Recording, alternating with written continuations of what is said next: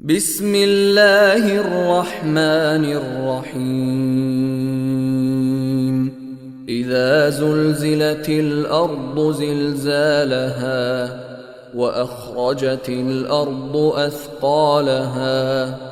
وقال الإنسان ما لها يومئذ تحدث أخبارها بأن ربك أوحى لها يومئذ يصدر الناس أشتاتا ليروا أعمالهم فمن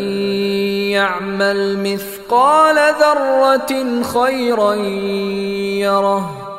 ومن يعمل مثقال ذرة شرا يره.